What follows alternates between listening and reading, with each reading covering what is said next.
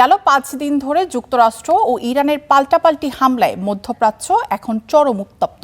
ইরানের বিভিন্ন সামরিক ঘাঁটি ও বেসামরিক এলাকায় দফায় দফায় বিমান হামলা চালিয়েছে যুক্তরাষ্ট্র। মারা গেছে ৭ জন মার্কিন সেনা। এ নিয়ে গেল ৫ দিনে ইরানের ৩০ জনের বেশি মানুষ মারা গেছে। জবাবে জর্ডান, কুয়েত ও বাহরাইনে মার্কিন সেনা ঘাঁটিতে পাল্টা হামলা চালায় ইরান। এদিকে আলোচনায় রাজি না হলে আসছে সপ্তাহে ইরানের বিদ্যুৎ অবকাঠামো গুঁড়িয়ে দেওয়ার হুমকি দিয়েছে ট্রাম্প। ইরানের হামলায় এই মিসাইলের গন্তব্য ছিল জর্দান। মিসাইলের পাশাপাশি জর্দানের মার্কিন বিমান ঘাঁটি লক্ষ্য করে বেশ কিছু ড্রোনও ছুটে যায়।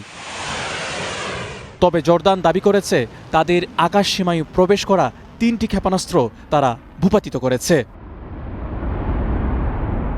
এর আগে ইরানের ইরান শাহরের বাম্পুর ব্যারাকে ১৩টি মার্কিন ক্ষেপণাস্ত্র আঘাত হানে। এতে অন্তত ৭ জন ইরানি সেনা নিহত হয়।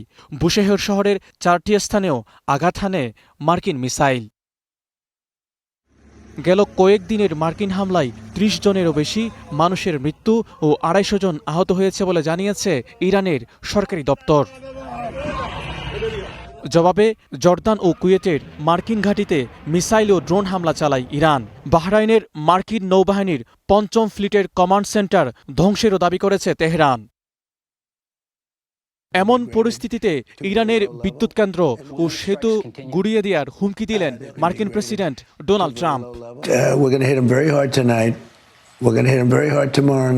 আগামী সপ্তাহে ইরানের জন্য পরিস্থিতি সত্যিই খুব খারাপ হবে, কারণ আগামী সপ্তাহে মার্কিন বাহিনীর টার্গেটে আসছে বিদ্যুৎ কেন্দ্রগুলো। লক্ষ্যবস্তুর তালিকায় আছে সেতুগুলো।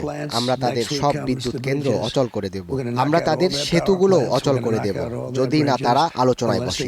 আমি তেহরানকে বলেছি, তোমাদের একটা মীমাংসা করাই ভালো, নইলে তোমাদের কিছুই অবশিষ্ট থাকবে না।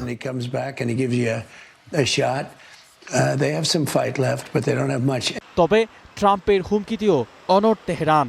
মার্কিন আগ্রাসনের বিরুদ্ধে মধ্যপ্রাচ্যের দেশগুলোকে একজোট হওয়ার আহ্বান জানিয়েছে আইআরজিসি। জর্দান ও কুয়েতকে মার্কিন সেনাদের বিতাড়িত করার ডাক দিয়েছে ইরান। বিশ্লেষকরা মনে করছেন, ওয়াশিংটন যদি আগামী সপ্তাহে ইরানের মূল স্থাপনায় আঘাত হানে, তবে পাল্টা জবাব হিসেবে মধ্যপ্রাচ্যের সব মার্কিন নৌঘাঁটি ও তাদের সরবরাহ রুটগুলোকে অচল করে দিতে পারে ইরান, যা পরিস্থিতিকে নিয়ন্ত্রণের বাইরে নিয়ে যেতে পারে। যুদ্ধে জড়াতে পারে পুরো মধ্যপ্রাচ্য। মাজিদ শাহরিয়ার, স্টার নিউজ।